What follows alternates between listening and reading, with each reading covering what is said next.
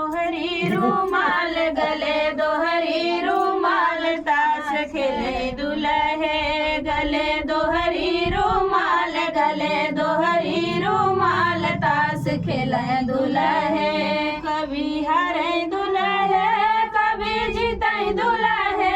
कभी हारे दुल्हे कभी जीते दुल्हे अपने मम्मी पे बाजी लगावे दुल्हे अपने मम्मी पे बाजी लगावे दुल्हे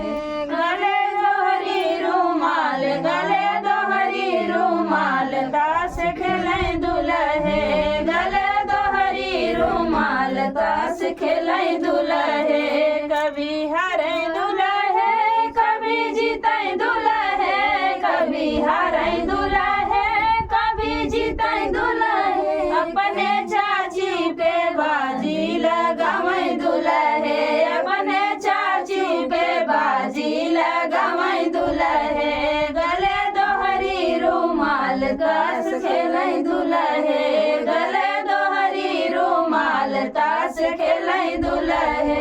कभी हारे दुल्हे कभी जीते दुल्हे कभी हारे दुल्हे कभी जीते दुल्हे अपने भाभी के बाजी लगावे दुल्हे अपने भाभी पे बाजी लगावे दुल्हे गले दोहरी रूमाल ताश खेले दुल्हे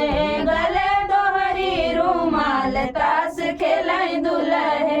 कभी हारे दुल्हे कभी जीते दुल्हे कभी हारे दुल्हे कभी जीते दुल्हे अपने दीदी के बाजी लगावे दुल्हे अपने दीदी पे बाजी लगावे दुल्हे गले दोहरी रूमाल ताश खेले दुल्हे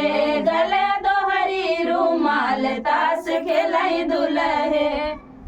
तो फ्रेंड गीत कैसे लगा कमेंट बॉक्स बताना और दीदी के चैनल को ज़्यादा से ज़्यादा सपोर्ट